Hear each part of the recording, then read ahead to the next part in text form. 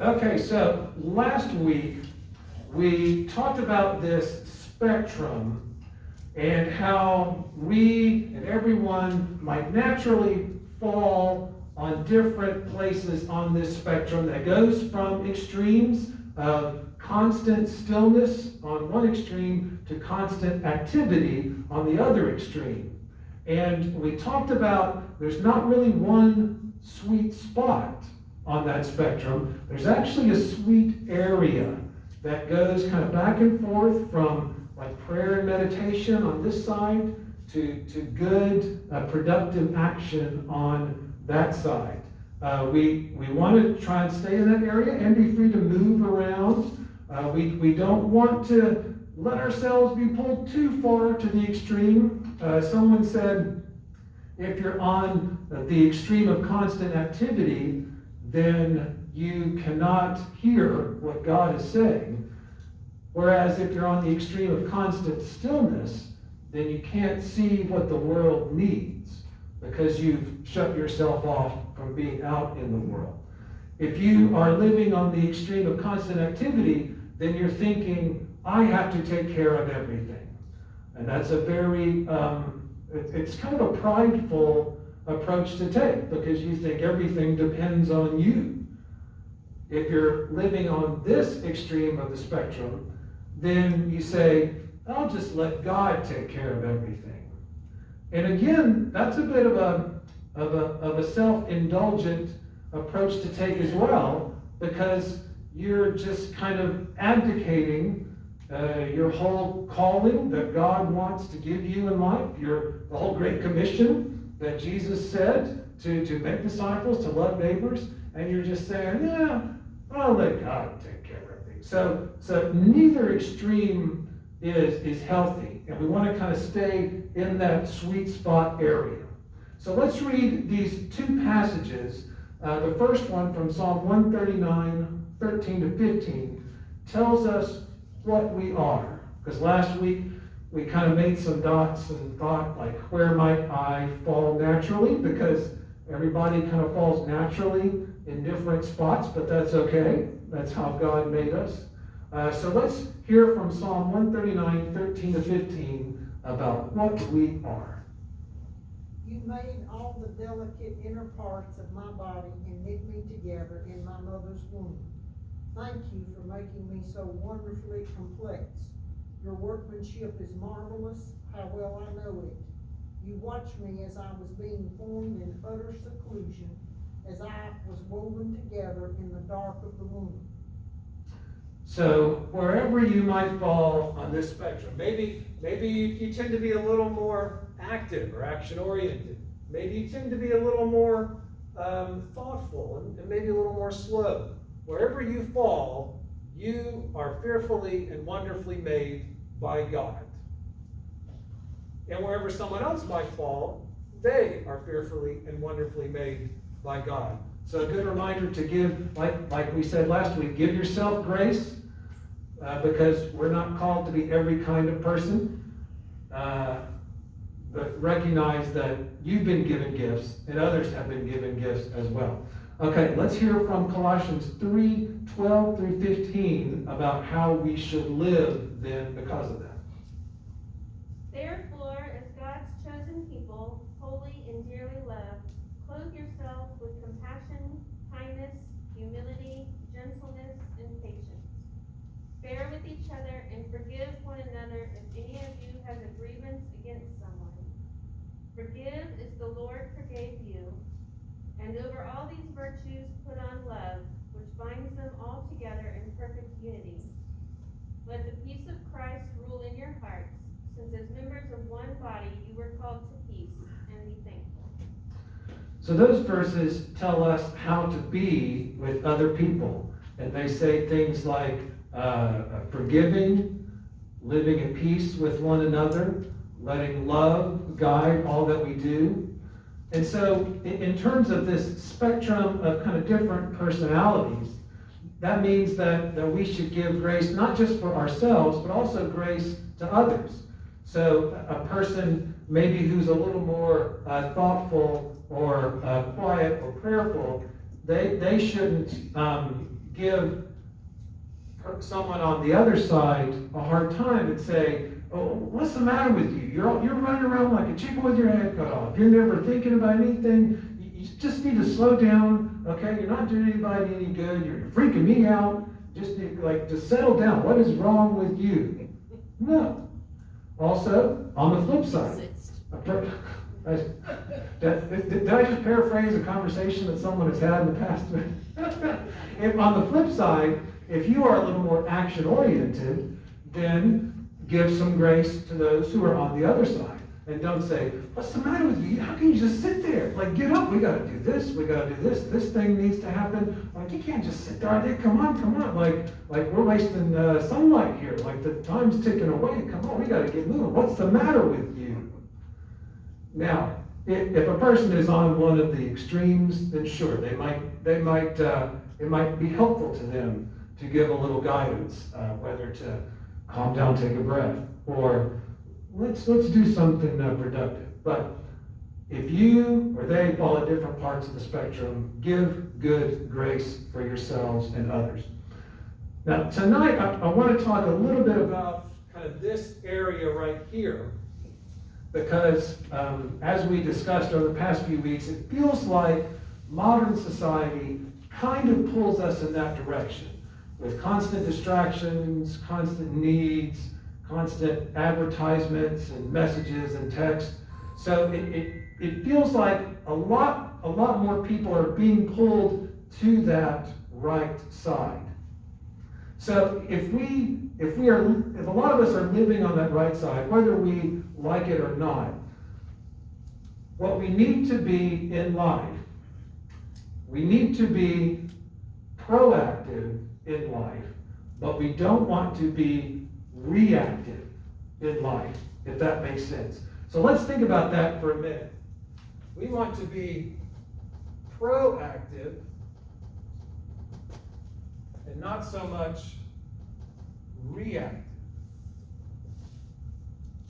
We're talking about kind of right here, like living in those times where we are active, we are doing good, productive action. We want to be proactive and not so much reactive. So what's the difference between a proactive life or approach and a reactive life or approach?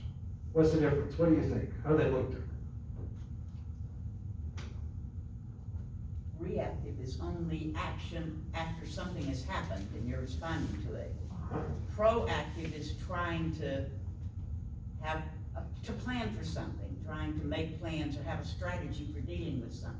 Yes. I hear good timing in that response. Like, let's say there's this thing that happens, like you said. Reactive is, oh, now we gotta do something about that, and you're pushed, you're motivated by the thing that's just happened.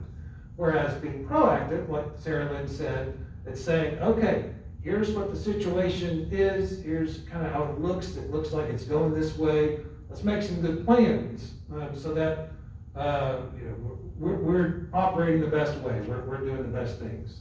Yeah. What about, like what's the difference in maybe your mental state or something? And the way you think, the way you approach it. Proactive versus reactive. Reactive brings more stress, I I think so too, yeah. I was just gonna say, I think proactive part of that gives you time. A reactive situation is usually a rush trying to fix something possibly that's occurred, and it's an emergency. Yeah. Proactive gives you time, which does bring less stress, and then you can have a better outcome of that situation if you take a proactive approach rather than a reactive approach. Yeah. Because when something goes down and it's an emergency, that's when the stress starts. Maybe you didn't plan for it. You don't really know what's going to happen. And that was the case, last year. We never lived through a weird pandemic before. Everyone in the world was kind of reacting initially. And then once we kind of got our heads together, kind of slowed down a little bit, then we could be a little more proactive. Proactive, like we've said, it's choosing and deciding what you want to do based on what's important. Yes, Ray? Old farmers have this saying to that he knows how to sleep during a storm. A farmer knows how to sleep during the storm? Yes. Okay. He'll have his family in and the house closed and locked, the animals will be taken care of, the food will be prepared, he can rest. As opposed to the guy, oh my God, what am I gonna do? Yeah, well said, because, you, as a farmer, you would know that one day a storm will come, and you're watching the weather. If you see that it's coming, you make good plans for your family, for your animals, and you can sleep well, even though the thunder is loud. Yeah, that's a proactive approach. Yeah, a reactive approach, like we've said, is just doing something because of something else or somebody else. You're just reacting to it. And even though being reactive is more stressful, in a way, it's kind of easier because it's just so immediate, and you know, like, well, I gotta do this, and I gotta do this, and I gotta do this. And that's kind of an easier process in a way than sitting down and thinking, okay, we got this is going on, we got this person saying this. Okay, so what are we gonna do here, people? Let's make a good plan. This is hard. We've gotta wrap our minds around this. Like, can you hear, like, that's a challenge, that's a tricky challenge to be proactive as opposed to reactive. It's just, I'm doing this. I mean, it's like pool balls, like billiard balls. They're just reacting to the ball that hits them. They don't have to think, they don't have to plan, they don't have to look up any data, they don't have to see what the cost benefit analysis is. They're just going wherever they are hit. So there is a somewhat of an attractiveness to living reactively as opposed to proactively, because you feel more like you're doing what you gotta do because you have to do it, even if it's more stressful. Like some people, when they're prone to reactivity, they will get restless unless something is being stirred up or something is poked, so that they can finally get to work and be busy frantically dealing with it, so they can finally feel useful again, instead of just kind of sitting twiddling their thumbs trying to figure out what should I do with my day. I don't know, I've got some time, but there's an emergency. Well, I gotta do this, I gotta do this, I gotta do this. So in a way, like, living reactively can be tempting. I heard this one new mother was caring for her infant in the first few weeks of its life, and babies sleep a lot. They also cry a lot, but they sleep a lot. And when the baby would be asleep, as the mother, who's giving all of her love and focus and attention on the baby, just kind of watching the baby, no one's around, poking the baby's like, wah, wah, wah. The mom's like, oh, mommy's here, I got you. Oh, it's okay, mommy's here. And then, oh, she's got a good job to do. She's comforting her little baby, and it's more, you can see how tempting that would be to just, oh, I know what I'm doing this, and this is what the baby needs. Whereas if it's just sleeping, it's like, well, I don't know, what do I do now? You know what I mean? I had a friend who, he told me that when he was the pastor of a small country church, life is slower out in the country. And so he said there was a lot of days that he would go into his office and not really have much to do. So he would sit by the phone and just wait for someone to call him with some bad news that he could then go attend to, or go to the hospital, or go visit Miss So-and-so who'd fallen or something like that. But that's a reactive approach, instead of saying, well, I don't have any appointments today. You know what? I haven't been to this nursing home in a while. I'll go check on how these folks are doing. I haven't seen Mr. So-and-so in a while. He's homebound. I'll make plans to go visit him. He's not in pain. It's not an emergency, but it's just good to go visit those good folks once in a while. So that kind of being proactive versus reactive, even though you can kind of see how reactive is attractive, because it just gives you that rush of something that you feel you need to do. Well, you know, being reactive is exactly like my dog. He lays there if we're not there.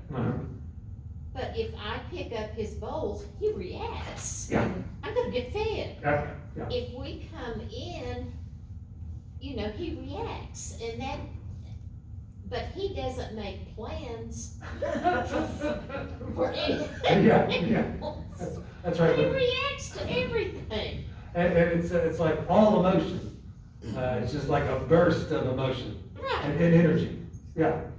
Our dogs will kind of do the same thing. They'll kind of lounge around for a lot of the time, and if there is a bump or a noise, whether it's inside the house or outside the house, maybe we drop something, or maybe the water pipes are knocking, or maybe the neighbor closes their car door, and the dogs, they just explode and they start barking their heads off, and so they want to go outside to, I don't know, like attack the intruders or something. And so we let them out in our fenced yard, and I'll watch them, and they'll run out and they'll just bark at the air.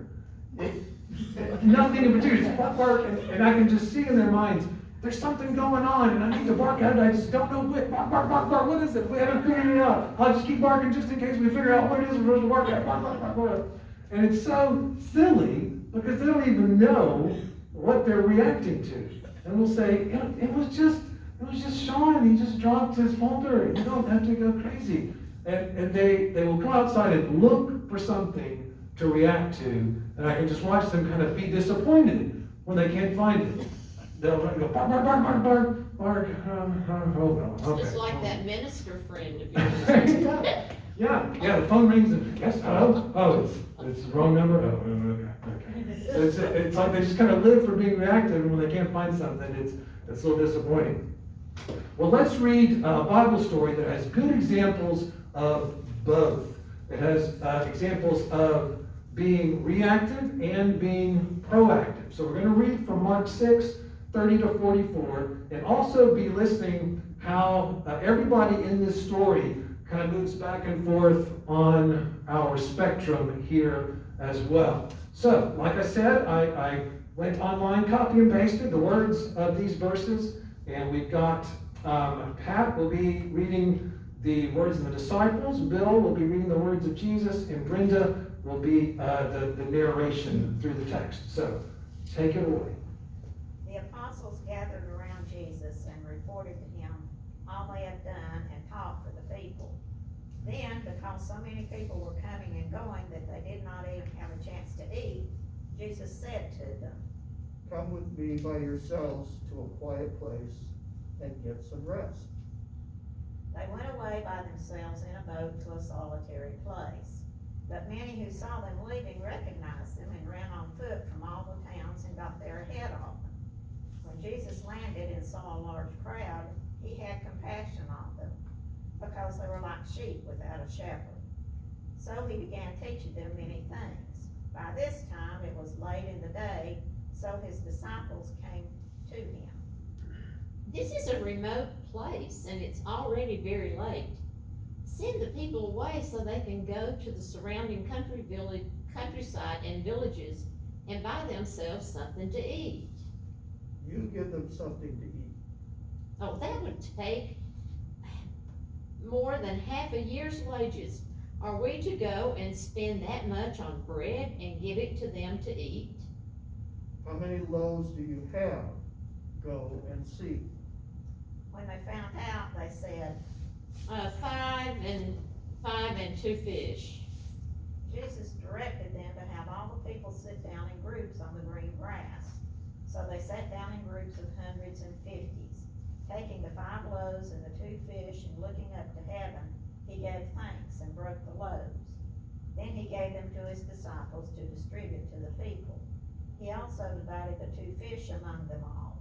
They all ate and were satisfied, and the disciples picked up 12 basketfuls of broken pieces of bread and fish.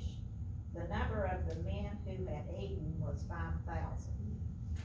All right, thank you, readers. That was a good job of bringing that text and story to life.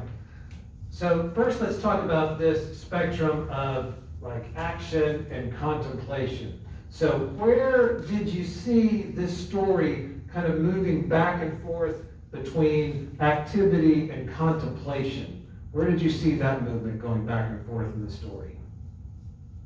Some examples of both. Activity, when the disciples came to Jesus at first and said, people are hungry, do something. Yeah, there's always hungry people. We gotta do something. Yeah, right.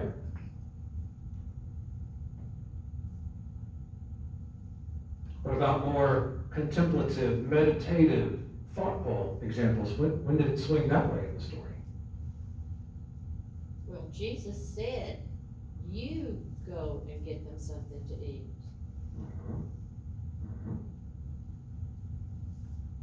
And even at the very beginning, like the intro, what was happening in the introduction to the story?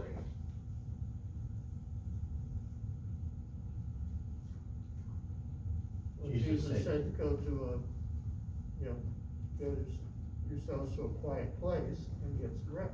That's right. So Jesus was encouraging some more prayerfulness, some more quiet time, because of why? Why was he encouraging that? There's so much activity, everything. That's Like right. having it going. That's right. He was doing so much good ministry and speaking that everybody was crowding around him, wanting to hear it. And he knew that, Jesus in his wisdom knew that you need to move back and forth in that sweet spot area. And so it's so neat to watch the story go back and forth between being a little more thoughtful, okay, now action, and now kind of praying and thinking about what to do, and then doing it. And like I said, Jesus in his wisdom shows the movement around that sweet spot area, even himself, as he remains calm, thinks about what to do, gets the supplies needed, then does the action, does the ministry, does the miracle. And this story, it shows that moving kind of from both sides of that sweet spot area, it's not supposed to be as separated as we tend to separate it. Like I've said in the past few weeks, we might, go all in on work and just we're working, and then we'll take a vacation. And we're all in on vacation, and we're just relaxing and chilling out and sleeping late, and then we go back to work and it's work. And it's very distinct and very different.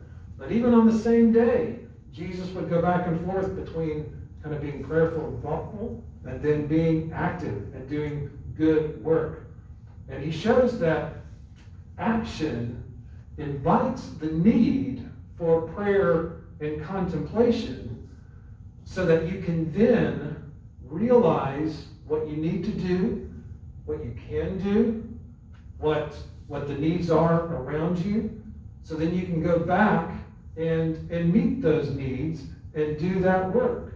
You have to do that back and forth, seeing the needs that are out there, spending time in prayer, connecting with God's Spirit. What do I have to offer? And then going back out and doing the action. So at the beginning, in that introduction, there's been a lot of activity with Jesus traveling and speaking. A lot of crowds are kind of hoarding around them, and so he needs a quiet place to get some rest. So they get in a boat and they row, and it's almost like they're rowing into peacefulness, because they're just rowing out into the quiet of the lake. They're rowing out into getting some rest, like Jesus said, rowing out into prayer, into spiritual contemplation. And as they row, then they start to see and realize more of the needs that are out there. So what do they notice, and how does Jesus feel about it? We've already said it a little bit, but what do the disciples notice, and how does Jesus feel about it?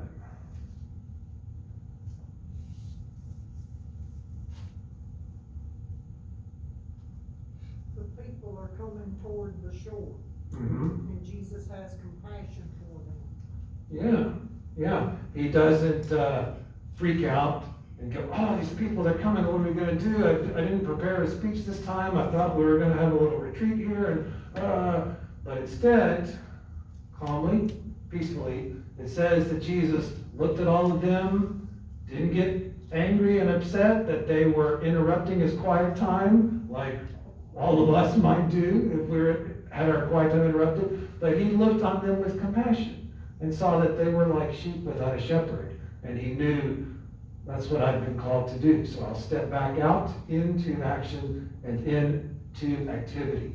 And so the activity of the miracle and the feeding, that scene of the story, shows how Jesus, as usual, sees the situation differently than normal people do. The disciples see the situation from a perspective of scarcity, whereas Jesus sees the situation from the perspective of abundance. That whole perspective, that whole mindset affects the way that Jesus acts and the way that the disciples react. A perspective of scarcity is going to make you anxious. Well, I don't know if you've got enough to go around. You're worried. There's just not enough. What are we going to do? Whereas a perspective of abundance, you're calm, you're nurtured. Okay, there's a problem. Let's think about how we're going to address that problem. The disciples freak out because they're worried there's not enough food to go around. They have a perspective of scarcity. Jesus, in his wisdom and wherewithal, says, well, let's figure out what we can do here. And he does not freak out like the disciples do. Either way, the situation is the same. Like the facts on the ground is the same. They're all in the same spot, in the same situation. And Jesus shows that you can view that same situation in a different kind of way. Everyone else, the disciples, they're viewing it from their perspective of scarcity, so they react. But Jesus's actions, he's proactive. His calmness comes from his perspective of abundance. So let's think about those two perspectives and the effects they have. Where do you see those different mindsets in our world today? How do you see them playing out? What are examples of them, either in your own life or community or the world? Where can you see those perspectives played out, for better and for worse?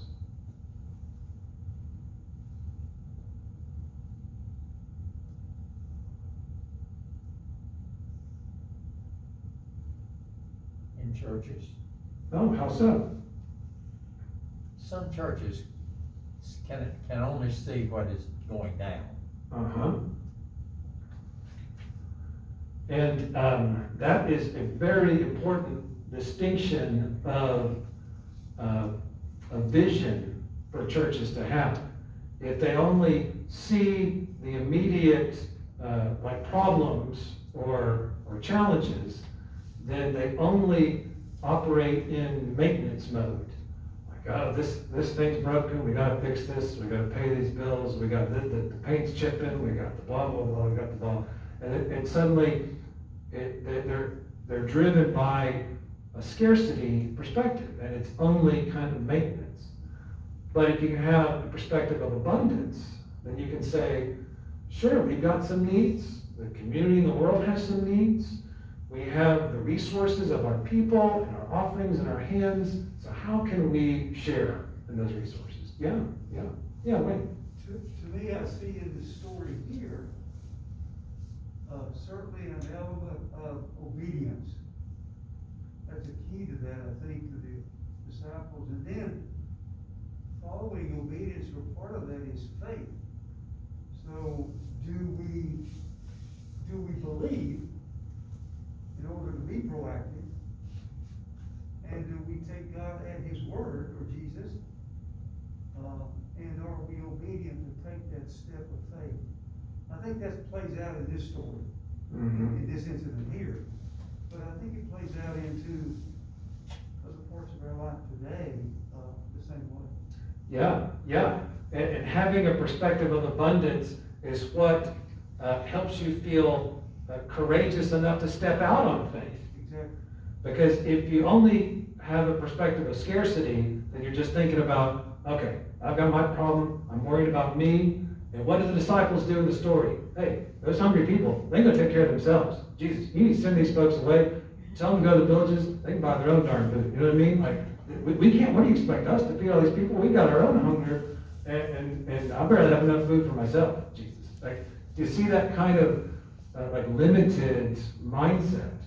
Or as Jesus is encouraging, let's go out on some faith and let's see what kind of abundance there is that we haven't noticed just yet. Yeah, Bill. It reminds me of the project we had of building an elevator. Oh yeah? How so? Dale had more faith than a lot of us did. He said, "Well, we can do it." And Bob too. Yeah, there were several that had more faith than I did.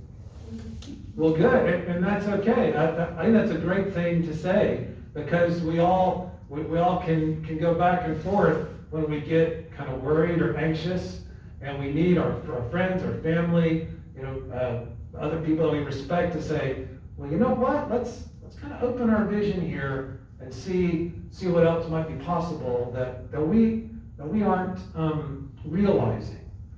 When you're just limited, you have that scarcity perspective. It's just like, okay, we can only do these things. Let that guy worry about himself. I've got my own problems. They can get their own food. And if there's some food in the middle of us, then I got to get there faster than he does. You know what I mean? It's kind of like two friends in the forest see a bear and run away. And one guy says, "Are you crazy? You can't outrun the bear." And the other guy's like, "I don't have to outrun the bear. I just got to outrun you." You know? That's the perspective of scarcity. Is I'm just worried about myself here. This is the competition. This is life or death. There's not enough to go around. It's either me or you, buddy. And I'm going to be working so that it's me. And so that's kind of like the societal effects of that kind of scarcity thinking. It's just like kind of grabbing and competition, as opposed to, with the perspective of abundance, there's sharing, and it's what does my neighbor need? Well, I've got a little bit of this. I can share a little bit of that, and there's a peace. Like, you can sense Jesus' peace in the story, and you can see how the disciples were just on edge and anxious, and it kind of makes me think of, like, last year when the pandemic started. I call it the great toilet paper shortage of 2020. How people filled their garages full of toilet paper because they had a perspective of total scarcity of toilet paper and nobody else could find any.